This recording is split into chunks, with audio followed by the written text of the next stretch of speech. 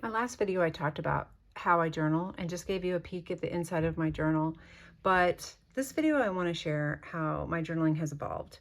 I get comments from people or questions asking, do I journal every day? How much do I journal? How long does it take me to fill up a journal? And then also people say things like, I would love to journal every day too, but I don't have the discipline to do it, or I don't have the habit developed, or actually they don't say that. They say I don't have the discipline to do it. I've tried it. I can't make it work. And my answer always is it has to become a habit. So I'm going to show you, I'm going to show you just a little bit, if I can fully explain it, how I developed the habit. So maybe it'll be an encouragement to some people who want to journal or give you some ideas. So it's several years ago, I got into the planner world. It started with Aaron Condren. And, even years before that, I've always been sort of a stationery addict. So I was buying these beautiful books that I would see with the intent of journaling, but only filling a page or two out. And then I got into the planner world, and I was buying these expensive planners, which in the end ended up being just the same thing. So beautiful books. These happened to be books that were filled with planner pages that I also wasn't using. So I experimented a little bit with bullet journaling, and I am not a bullet journaler, but it's really how I found out that I was a journaler more than a planner, or at least I enjoyed journaling more than I enjoyed planning. So this is how this kind of worked. The memory's a little bit fuzzy, but I at some point had purchased two books, a Lloydstrom and a Moleskine, and I had set this up at the end of 2019 as a traditional bullet journal. This was the index page. I had watched videos and other people, how they had set up theirs, and I made a books read page. I did future log, which you can see didn't get used. And then I had a goals page. And then I began with the idea of the month written out in this format and trying to keep track of my life that way. And it didn't work. So I had these two books. I had allowed myself another book to try to try and kind of flesh out how this was all going to work. And I tried another, I think it's in here. Yeah, I had tried to draw my calendar here, which also didn't work. But anyway, but I had this out, and I decided to keep it out with me all the time. It was on the counter along with my planner. I even talk about it here. My first entry into a new system. I think I'm going to love journaling along with my beautiful Unbound planner, which Unbound planners are beautiful planners, but I have like 3 of them on my shelf, and they are beautiful books that I didn't write in. So they're planner pages, beautiful books that haven't been used. So there's room to grow and change too. Not sure how I'm going to use the monthly spreads or what I'm going to do. So we shall see. So I just began experimenting, and I told myself you need to write every day. It doesn't have to be very much. It can be just a couple sentences. Here on November 16th, I felt sad that I left this at home, and then I thought I lost it. So it seems safe to say that this book and journaling is a positive addition to my life. And I really had only been doing it a couple of weeks, maybe not even that. So this is kind of embarrassing to see my art. I was trying to make it pretty. I was writing prayers in here and just little bitty blurbs, but what was happening was a habit. So I was realizing I was beginning to really enjoy writing. And so when I realized that this format wasn't going to work for planning, really, I started to use it more as really kind of a highlight of memories throughout the month. So I would write the date here and just write a little blurb about what happened that day. And then I started using this page as sort of like a highlights page. Like right here, I did that very thing, January 2020, and I just wrote a couple highlights. I got pretty decorative with this as this evolved.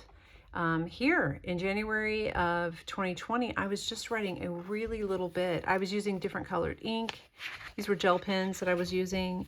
Golly, and just, oh, look, January 4th, 2020, I dreamt that Ross Poldark asked me out. I was in turmoil, dark, handsome, rich. I wasn't married in the dream, but was enchanted by him, but very confused. Why me? He wanted me? My husband and I laughed about it later. Yeah, so I was watching Poldark at that time. Anyway, here we are.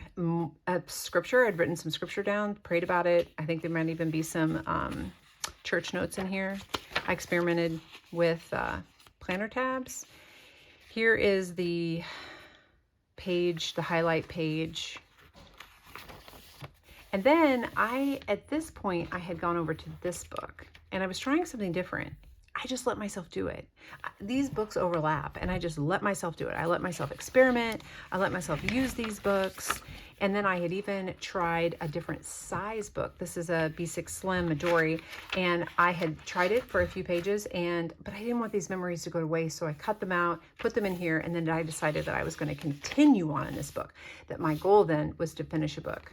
So that's what I did. I just continued on with the habit of journaling every day, and every entry got longer, and every page got a little more exciting. But what developed the habit was doing it every single day. So that's how the habits develop, right? Like we have to do them all the time. So I made it easy on myself. Like I set it out on the counter and my pen was there with it. And if something happened, I wrote about it. The most boring thing, I still wrote about it. And as a result, I had a habit that was developing that turned into a bit of an obsession, actually.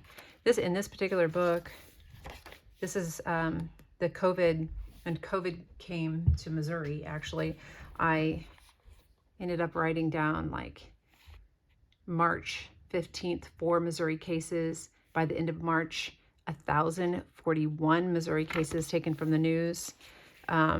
This was a highlights page from that year. And I have everything written down from that time. It's just totally fascinating. So anyway, at the end, I'm not sure, let's see, this ends in May. This book ends in May, and this one ends in, well, I don't know, July. There's some overlap between these two books. I gave myself grace at that time. And then I moved into some smaller books to finish out the year. When I first began journaling, I worried a lot about, well, I have to finish the journal before the end of the year. I can't start a journal in the middle. You know, I can't have a new year begin in the middle of a journal.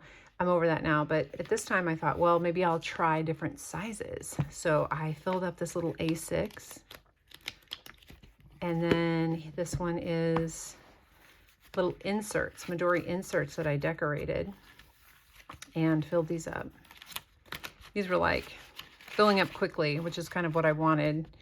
But then I thought about how, if I have all these different books, so this was into 2019, into 2020, and I have these books sitting up on the shelf, and it didn't sit well with me that I had all these different size books. So I began experimenting with different sizes, I guess, and I have settled on the A5, but I have filled other various sizes, and settled on the A5 in the end. But I guess overall, what I want to say is to develop the habit of journaling, to not get caught up on making mistakes, and to not worry about making your book look ugly, obsess about, you know, certain spreads that you do that day. Just write your memories down, just not even that, like just write your thoughts. So, or if your kid says something, or your husband says something, or your best friend sends you something in the mail, clip a bit of that out, stick it in your journal and write about it. And then I feel like it was then that I started to find that I was looking forward to getting in that book. When I took the pressure off of what it looked like and just put just told myself, just write every day and see what comes of it. And in the end, I ended up filling up both of these books in the same year. And it was such a satisfying, gratifying experience filling up an entire book. And then I became obsessed. So looking at my journal now compared to my journals, or my journals then compared to my journals now, come a long way in my personal style. But it's really a joy looking back on these and seeing sort of the evolution of myself, my family, and then just the way I journal. So I'm going to do another video soon comparing some of the books that I've filled up and I don't know, just what they look like, what they look like all used up. So thank you for watching.